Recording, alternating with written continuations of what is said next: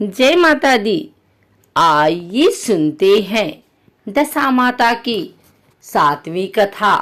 एक समय की बात है, एक राजा था। जब नाई उनके बाल काटने आया तो उसने राजा को बताया कि एक बहुत ही सुंदर कन्या है। उस कन्या को दशा माता का इष्ट था। वह पीपल की प्रतिदिन पूजा करती थी, दशा माता की कहानियां सुनती थी। दशा माता ने सोचा कि मेरा नियम रखने वाली की शादी अच्छी जगह होनी चाहिए। तो फिर राजा ने नाई से कहा कि ऐसी सुंदर कन्या से मैं शादी कर लूं। राजा ने उस कन्या से शादी कर ली। शादी करके महल में आए। राजा के एक रानी पहले से थी। उस रानी ने सोचा कि इतनी सुंदर दूसरी रानी आ जाएगी तो मेरा रुतबा और आदर कम हो जाएगा। तो फिर जब बड़ी रानी काले हाथ करके आई और नई रानी के मुंह पर लगा दिया। राजा ने जब नई रानी का चेहरा देखा तो बहुत दुखी हुए कि नाई ने हमारे साथ धोखा किया है। ऐसी काले मुंह वाली गिलहरी जैसी शक्ल वाली लड़की से मेरी शादी करा दी। राजा ने नई रानी को अलग कक्ष में रख दिया। उससे बातचीत भी नहीं करते थे और उसकी तरफ देखते भी नहीं थे। राजा के ऐसे व्यवहार से छोटी रानी बहुत दुखी हो गई।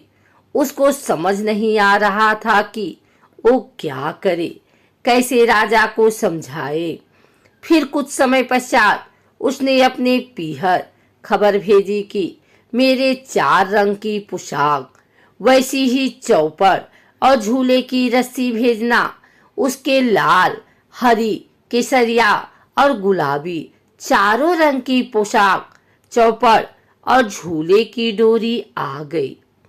फिर उसके बाद उसने दासियों से मालूम करवाया कि राजा आज घूमने के लिए कौन सी बाग में जाएंगे।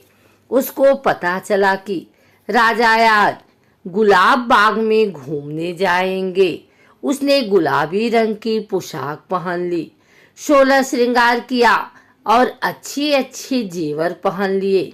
और फिर वह गुलाबी चौपड़ और गुलाबी रस्सी लेकर गुलाब बाग में राजा के आने से पहले ही पहुंच गई। बाग में पहुंचकर उसने गुलाबी चौपड़ बिछा दी और पास में ही झूला डालकर झूलने लगी। राजा बाग में घूमने आए तो उन्होंने उसे देखा और सोचने लगा कि कितनी सुंदर राजकुमारी झूल रही है। रानी ने पूछा, चौपड़ खेलें? राजा ने हामी भरी। दोनों चौपड़ खेले, बातें की और फिर राजा वहां से चले गए। राजमहल जाते समय राजा मन ही मन विचार करने लगे कि ऐसी सुंदर कन्या तो अपने महल में होनी चाहिए।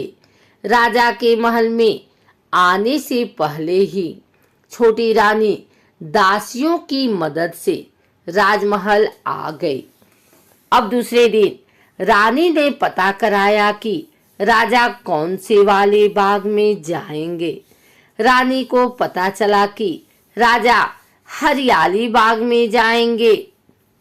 उस दिन रानी हरी पोशाक पहनकर और 16 श्रृंगार करके, हरी चौपड़, हरी रस्सी लेकर, दासियों को साथ में लेकर बाग में पहुंच गई।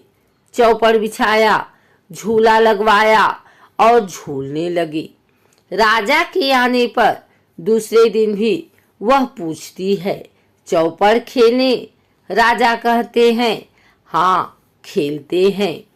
तीसरे दिन वह लाल बाग में गई, लाल पोशाक पहनी, लाल चौपड़ ली और लाल रस्सी लेकर गई।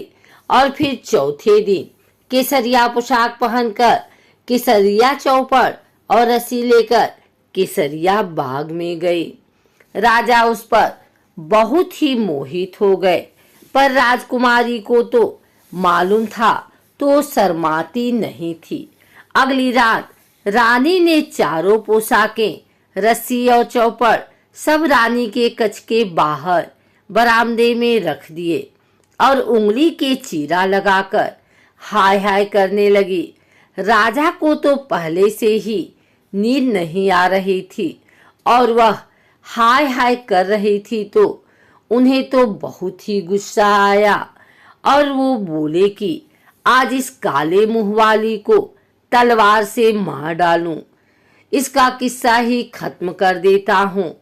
गुस्से में भरे हुए ही राजा उसके कक्ष की तरफ गए। उसके कक्ष के बाहर राजा क्या देखते हैं कि चारों रंग की पोशाक, चौपड़ और रस्सी पड़ी है।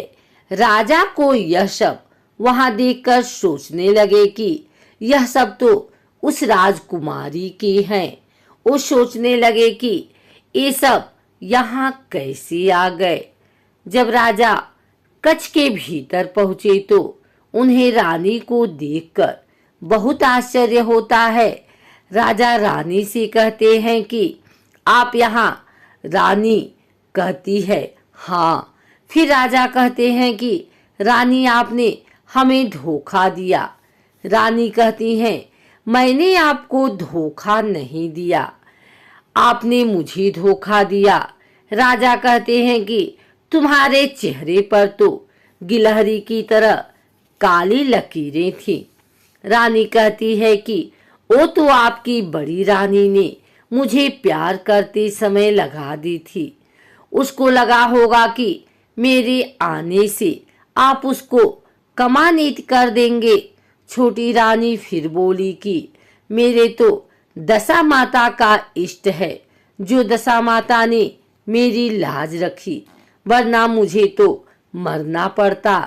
राजा कहते हैं रानी आप पूरी बात पहले ही बता देती तो आपको और हमको इतना दुख नहीं देखना पड़ता। उसके बाद राजा ने बड़ी रानी को कमानेती कर दिया और छोटी रानी के साथ सुखपूर्वक रहने लगे। हम भी दशा माता जी से यही प्रार्थना करते हैं कि हे दशा माता, जैसा दुख छोटी रानी ने झेला वैसा दुख किसी को झेलना न पड़े, और जैसी कृपा आपने छोटी रानी पर की वैसी कृपा आप हम सब पर भी करना, और जैसी लाज आपने छोटी रानी की रखी वैसी लाज हम सब की भी रखना। जय माता दी।